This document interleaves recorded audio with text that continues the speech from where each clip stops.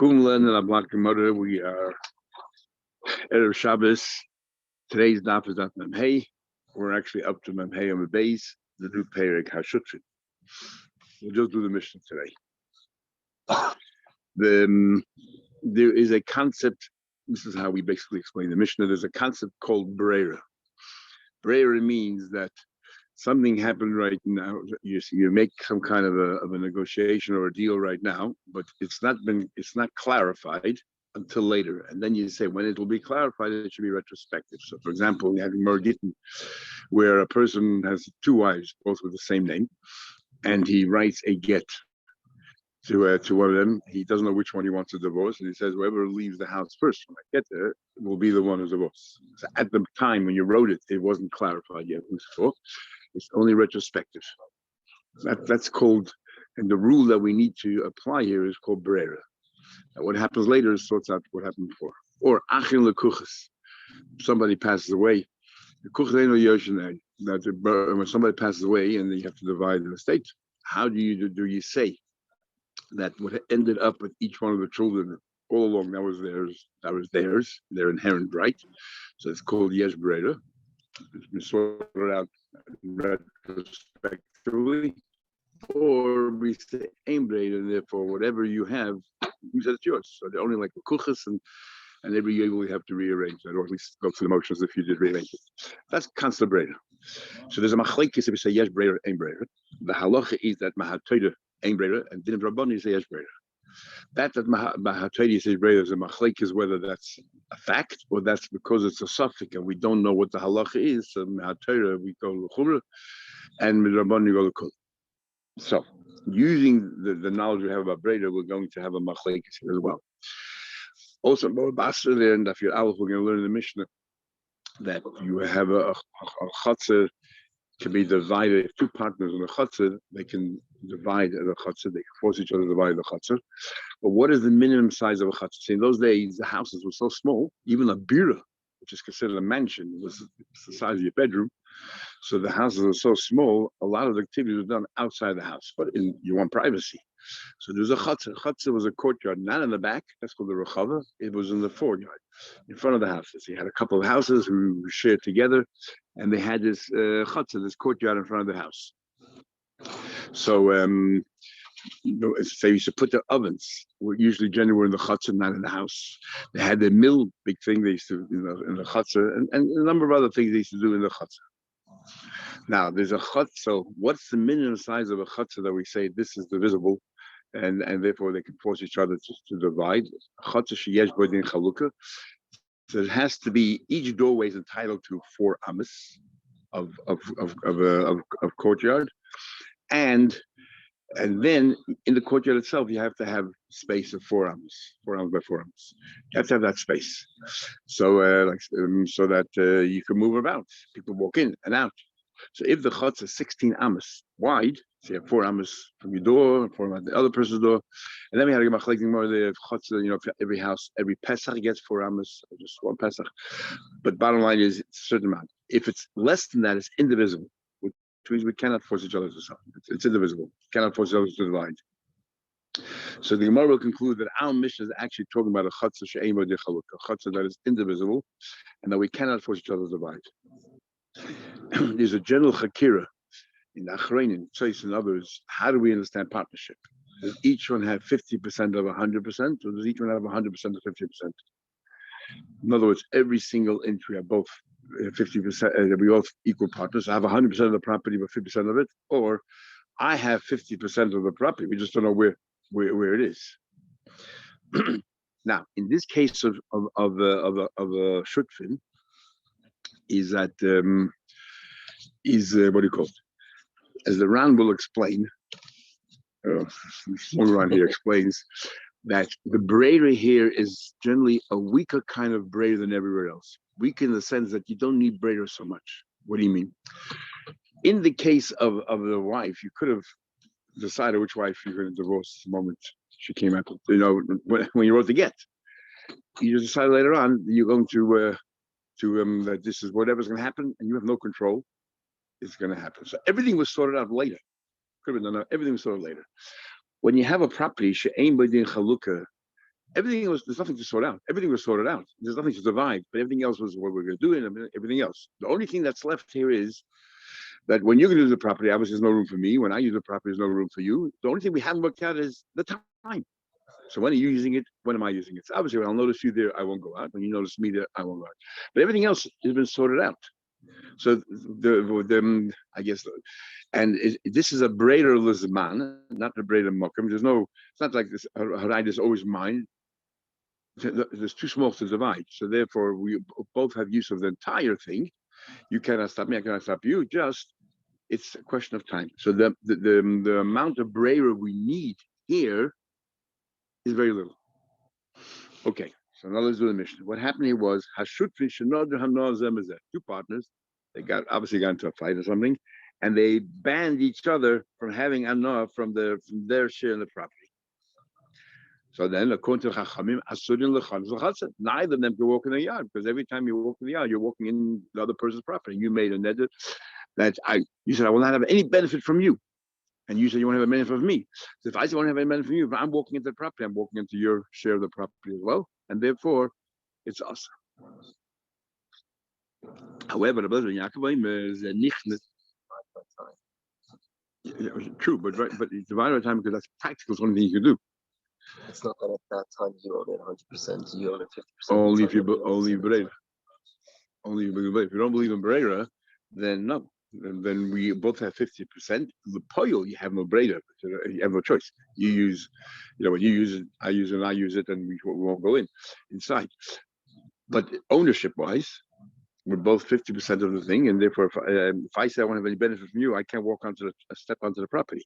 Now, stepping on, we had a machlek before. Drisas regel is even considered hano. So we said before, this goes according to Blezer and Yaakov, which is actually his opinion, but it's a different argument. Evitur, which means people generally forego it. Something that nobody wants to buy, fruits nobody wants to buy, and I decided after you took your kilo, I gave you through another 1 or 2 whatever that fruit is, which really has very little value. If everybody forgoes this, is that considered really hana? So we're following the view that vitur is considered hana, because this Troma Drisas regel, just walking on the property. However, Yaakov says that yes, you can walk on there because he believes in Yesh Bereda. So when I'm walking on the property, as you just said now, it was mover that this is my time and this is my slot and I'm 100% owner during this time, and therefore I'm not walking on your property. I'm not having any enough from you at all whatsoever. Okay, but Shneim Asurim, but neither of them can place into this Chatzah Lahamid Rechayim, a mill, tanner, an oven, or the gadol tanner golim, or to raise chickens there. Why not? Why can't you do that? Because when it comes to Drisas Rego, we're partners. You can walk in the yard whenever you want. I walk in the yard whenever I want. I mean, that's a given. When it comes to placing an oven and a mill and everything else, technically I can stop you. Generally, we don't, because we're partners. But technically, in theory, I can stop you. I can say, as Teresa says, you're going to bring in hordes of people are going to come in, strangers, because they want to buy from your mill, or they want you to bake something for them. I don't want any strangers on our properties. I can stop you from coming here. Or it's taking up too much room, or makes noise, or whatever, different reasons why I can stop you. So if I don't stop you, you're having hana from me. That's why you cannot, if I said I don't have any hana from you, if I go ahead and I put an oven there, I'm having hana from you because you could have stopped me and you're not. When it comes to Drisas regel, no one stops each other. So therefore, I'm not having really enough from you. So therefore, they're both also to set up a rechayim, a tanner oven, or a gadol tanner golim, or to raise chickens. What happens? What if only one of them? Reuben and Shimon, 2 parts of the property. Reuben said, "I don't have any hana from Shimon whatsoever." So obviously, according to Chachamim,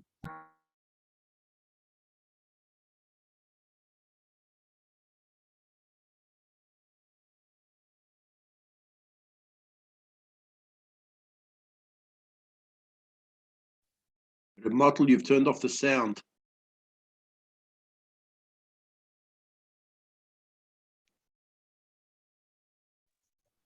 Though I don't have any hana from you, but I can still walk on the property because it's Yesh Breira. When I'm walking on my own property. In fact, what's the point of this part of the Mishnah?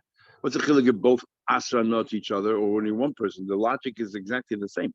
It's the next part of the halacha, and that is the sorry. I walk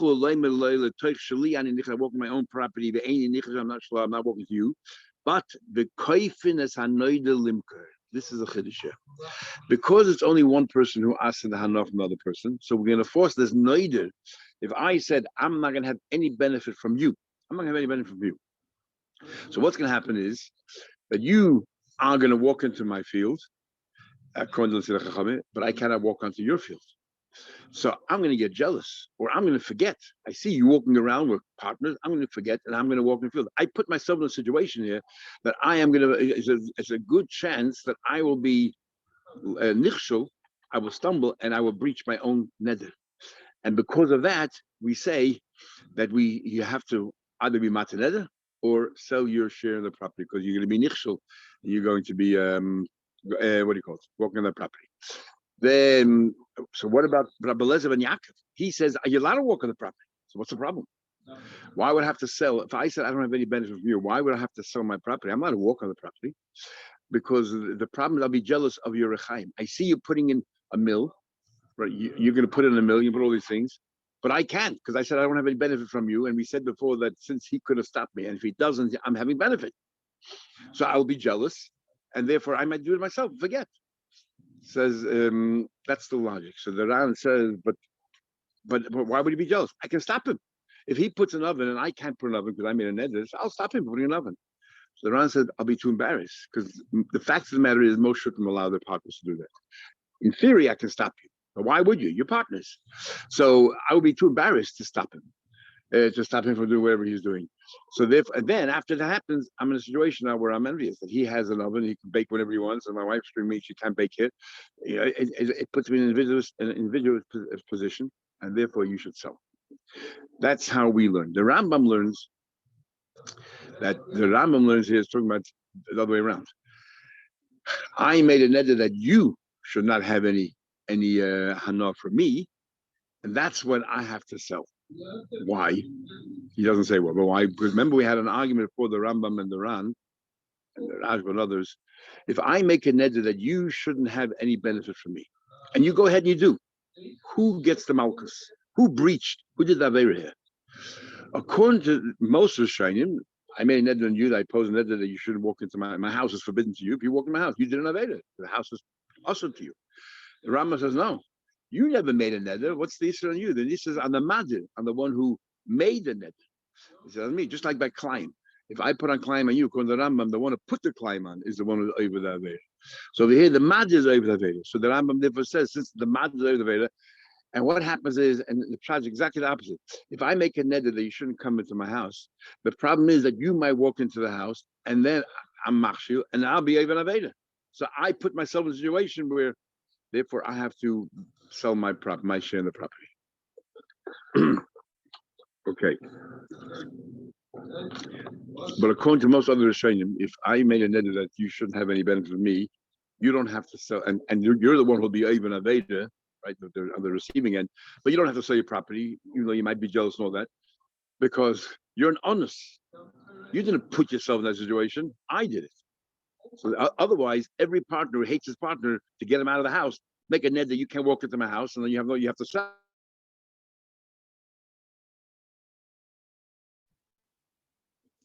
Okay. Gemara, let's finish the Mishnah.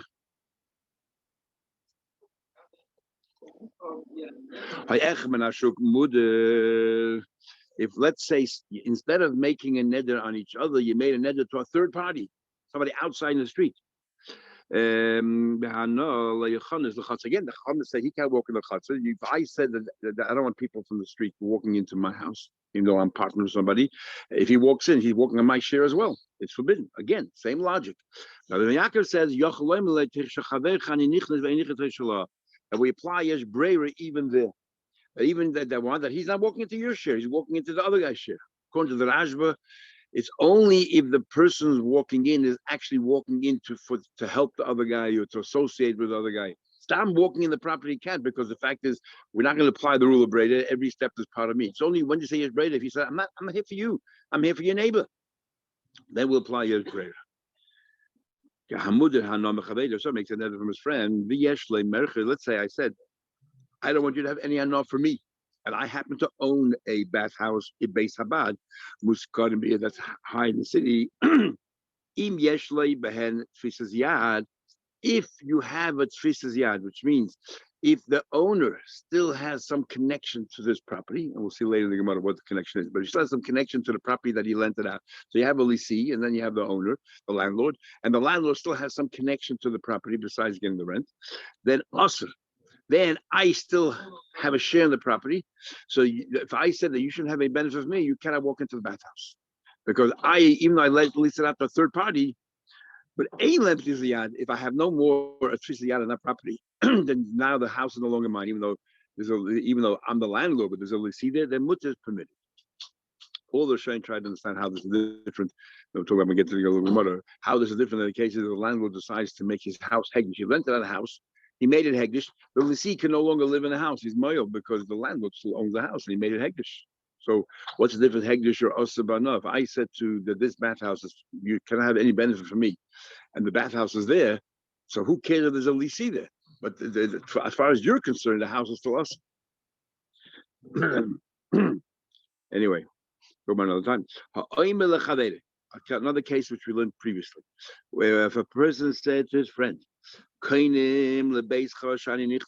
your house is forbidden to me like a carbon. And I emphasize your house. Your field. Mace. If that person died, he sold to a third party, so it's no longer your house, no longer your field, then mutter, because he emphasized yours. He said, this house is forbidden to me. This field, mace, if the owner died, so then it's still us because it's the field that's us, and so on.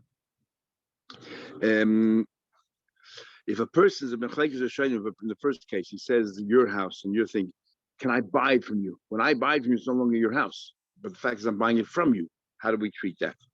Okay, we'll stop here.